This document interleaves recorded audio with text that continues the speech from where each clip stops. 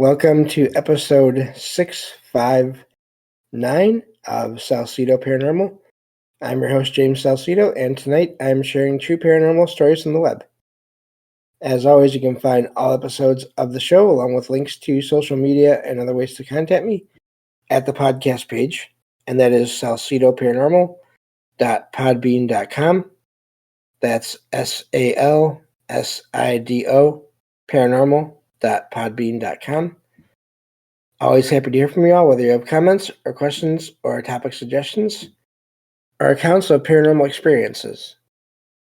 Whether they're your own or from others that you trust, happy to either read those or have you join me on the show to talk about them. Thank you all for listening, whether you are here for the live streams on Discord, excuse me, or if you listen on the podcast or YouTube feeds, or on the Troubled Minds Radio Network, KUAP Digital Broadcasting. There you can hear replays of 2 episodes of my show every night at 6 p.m. Pacific, 9 p.m. Eastern, right before Troubled Minds Radio comes on. And as always, I want to thank Michael Strange, host of Troubled Minds Radio, for having me on the network and putting all my shows up there. As always, you can find... what am I doing here? If you'd like to support my show, there we go. Get right back to the right part here. There are various ways to do that. You can share the show with others and rate and review it on your favorite podcast platforms.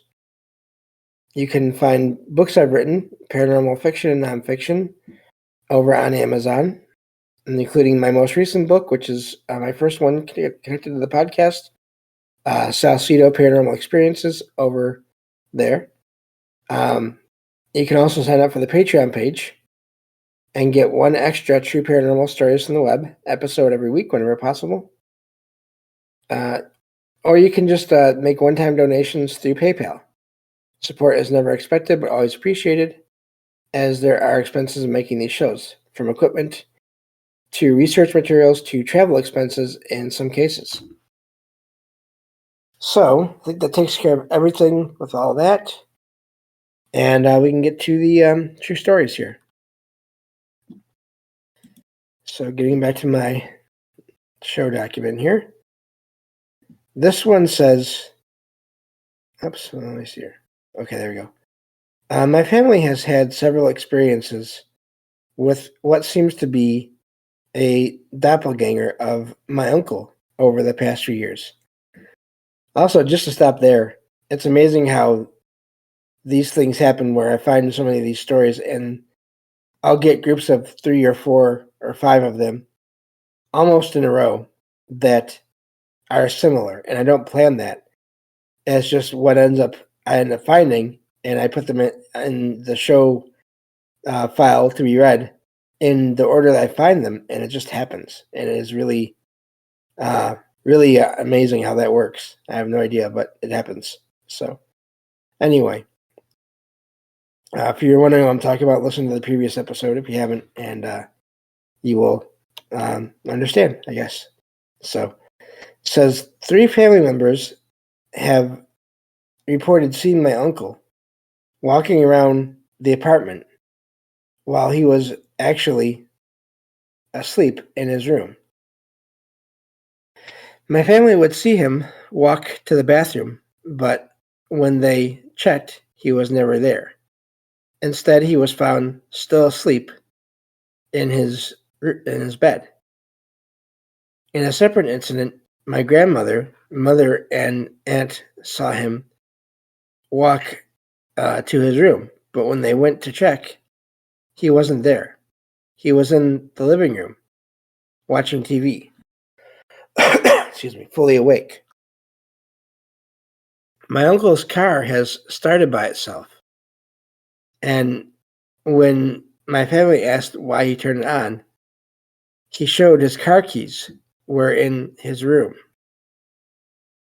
the entire time, ruling out the possibility of him starting it manually. The lights in his bedroom have also been found turning on and off randomly, even when no one is in the room. Can anyone explain what is going on here? And that's where that one ends. That is another one of those. I could see it a couple different ways. It could be some other being that does look like him at times. I don't know for sure. I also wonder about, again, the whole idea of out of body experiences, or even somewhat time anomalies, time slips, just involving that uncle, that one guy, that one person. Somehow, maybe there's some energy about him that leads to paranormal activity and or his previous or future activity showing up at different points in time. I don't know, but I can imagine both things being possible there. Maybe even at the same time. Who knows? Uh, the the electrical stuff is always amazing when you have different things, different devices like the lights, and then the keys, the automatic key starter. I guess it would be activating on their own, or possibly, who knows? Again, like I always say, we don't know who or what is causing these things, but I think sometimes it can be energy, sometimes it can be beings, and again, possibly it could be the person themselves, but just somehow interacting with different points in time and causing these things to turn on or off, and not realizing it, and having these things happen. I don't know, but that I thought that was a really um, fascinating one there, with all the things going on with the apparition of the appearance of this person, but also these other devices acting up as well. So, moving on to the next one here, and let me see. This one says, "I had an unsettling encounter with an elderly woman in a busy city food court today. While eating and watching people on the street through a window, I unintentionally made eye contact with this woman who had long black hair and intense blue eyes. The woman started pacing up and down the street, maintaining eye contact with me for about 5 minutes. She was wearing a fedora with a ribbon and feather attached, along with a very old-looking portrait on the hat of a person with braids, possibly indigenous and dressed in traditional clothing. The woman also wore a large poncho, and after the prolonged eye contact, she entered the food court and sat next to me. She carried a wool blanket and a long white staff that was burnt at the end, which she neatly placed beside me. The woman then got up and walked off, and I felt an overwhelming sense of something being wrong. So I left immediately. I'm not sure if this woman was simply a strange individual or something more ominous. What do you all think?" And that's where that one ends. I have no idea, but it sounds like you. It sounds like the person there got the attention of someone. Uh, I just really wonder about them leaving their staff or their cane or whatever. They're there at that food court next to the person. I mean, did she ever go back and get her item? Did it vanish? Did she vanish at some point? Was it a regular person? Was it something different? I have no idea. But that one really stuck out to me because I have no idea. Um, I wonder about the glass, if it was regular glass or not. So often we hear about people seeing things through glass that are not exactly there. completely, or they're reflections, or they're. It seems like windows and mirrors, of course, as I always talk about in these shows, can have properties that attract or that contain or repel or whatever that interact with different energy. And I wonder, did anyone else see that woman do what she did? I'd really be curious, and there's no way to know, as usual. But whenever there's these encounters where someone seems to focus on the person writing the account, I always wonder if anyone else there that doesn't know the person, if anyone else sees anything or not. Is that, in other words, is that, it's a really wild idea, is that staff still there on that chair in whatever food court that is, in whatever city it is, somehow? Probably not. I would think it would fade over time, but again, I have no idea. But yeah, that was a wild one to me because of just the way that was left. I mean, if you would think if anything was important to someone, they wouldn't just leave it. So it had to have some significance, but obviously the writer there didn't know what that was, and I don't either. But yeah, that's a wild one. That's all I have to really say beyond that for that one. So I guess I will move on to the next one here. Those sort of the ones that don't fit into any usual pattern are always amazing to me. Excuse me. Moving on to the next one here. This one says, I am a small town farmer from the Midwest of the USA, and I often work long shifts, 20 plus hours. A few times a year, during night shifts, I feel like I am being watched from the edges of the fields. This sensation only happens at night, and I occasionally catch glimpses of a shadowy human figure in my peripheral vision. Sometimes I also see eye reflections in my headlights, which seem different from typical animals like coyotes or deer. I'm not sure if this is a paranormal phenomenon or just a result of sleep deprivation and anxiety causing hallucinations. Can anyone explain what is going on here? So I wonder if there's any woods or forest near those fields. Again, I don't know, but that is weird. I'd wonder how many other people that are in similar situations have encounters like that when they're working out there in the middle of fields that are empty of people anyway, and have these encounters. It does seem like there are plenty of reports of weird things happening on and around fields as well. Not even counting forests, but yeah, I don't know with that one. I wonder if the eye reflection and the shadow figure are the same or different figures. I'd be curious about that. Shadow figures usually, I don't think they're usually seen though with like regular eyes. They're either glowing, they're either like just spots of light,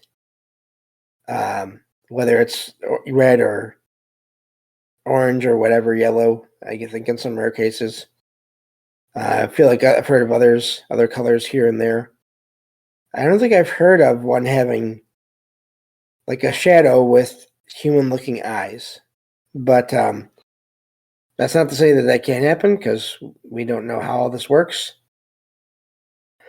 Excuse me, but yeah, so I'm not sure about that one.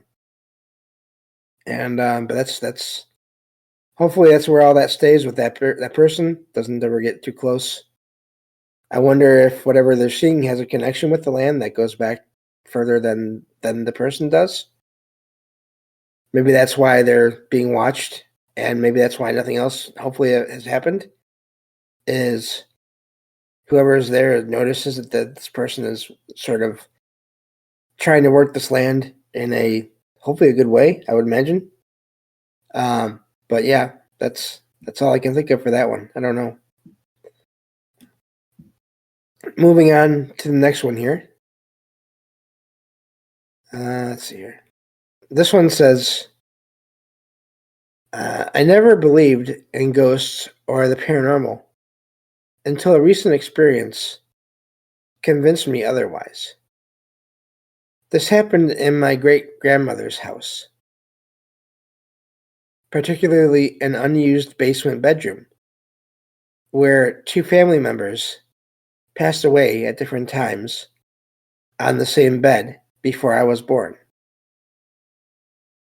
Many people, including my family, have felt sensations of dread, sadness, terror, and strange temperatures, and heard noises and moving objects, and even heard whispering in this room, though I have not personally heard whispers.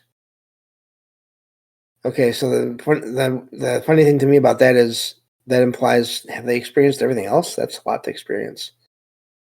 It says, recently, a man brought his children to the house while replacing a washer and dryer in the basement.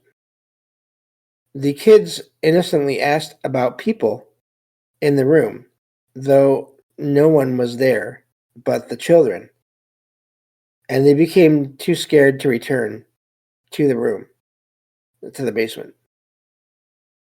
I had been thinking about spirits and paranormal experiences for the past 2 weeks and visited my great-grandmother's house with my brother for dinner. While filming the basement bedroom to show my online friends, strange floating dots appeared on the video, though not visible to the naked eye. My hairs on my arms stood up, making me wonder if this was paranormal activity. Again, quick note on the camera, you never know. There's a lot of things that could show up on there that are not paranormal, that look like they could be, but dust and bugs and all that kind of stuff. So, not saying that's what they caught, but it's possible. But then you have everything else going on here, so who knows? It says, I explored other parts of the house, but the floating dots and strange sensations only appeared in the bedroom and its doorway. Later, while joking about ghosts and standing in the room to have a smoke, I thought it would be interesting if something touched me. Immediately after this thought, I felt my hair being pulled, though nothing was near me. My brother, who was across the room, saw this happen and confirmed that I went pale, while his own hairs on his arms stood on end. I was shocked by the event, left the room, but returned later and apologized. But I also asked that no one else do that again. I guess I got my proof that spirits and the paranormal are real. That's where that one ends.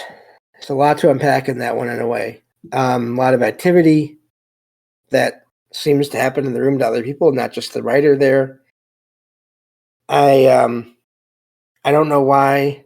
I'm wondering if the people that passed there, because it seems like the personality of the individual that they pass when they pass, it can be the same when they're in that other form, other level of reality, as it is when they're here in the physical sense.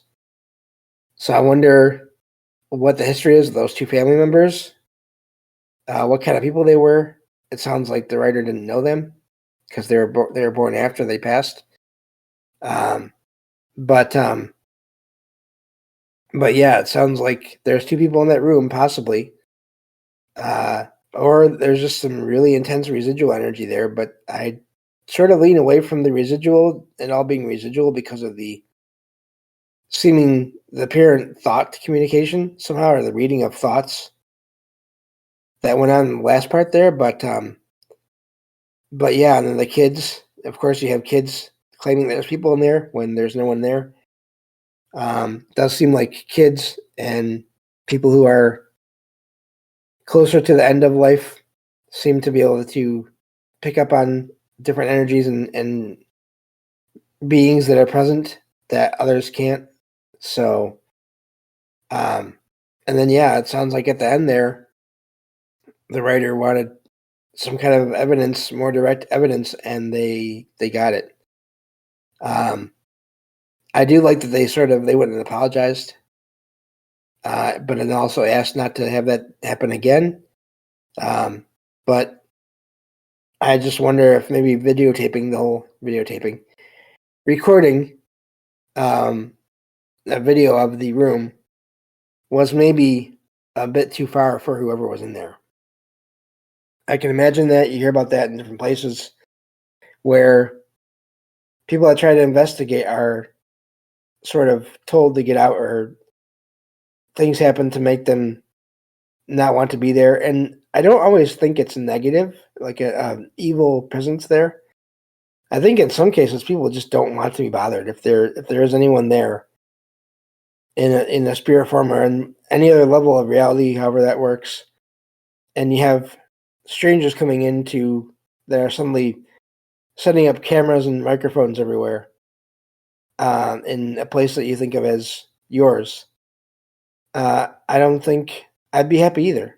So, yeah, that's quite the experience there, and it sounds like many experiences from a lot of the family. Let me see how. So this next one is pretty short, so I think we'll read this one here. This says, "I am from Scotland, which is where this happened the other day. While walking down a road, I suddenly saw men dressed in miner uniforms."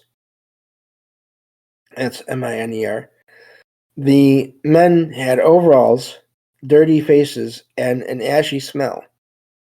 I felt and smelled their presence vividly, as if transported to another time or place. It was like a sudden flash of sounds, including shouting and chains, which was really strange. I can't fully explain the experience, but it left me shaken and confused. Has anyone else had a similar experience? What do you think happened?" And that's where that one ends. Could be some kind of view into the past, whether it was intelligent, sentient spirits or not. Some kind of just a glimpse through time and through however that works into the past, and seeing these people and then hearing whatever was going on around them, even if you didn't see the chains and the other objects that were being manipulated. I said you again. I don't know why I did that tonight. Anyway, or it could be that these were spirits and they were sort of trying to convey a message about who they were and what they did in life to the writer there. Either way, I think is possible. So, but that's going to do it for this episode. Thank you all for listening, and I'll talk to you all next time on Salsidoparanormal. Take care.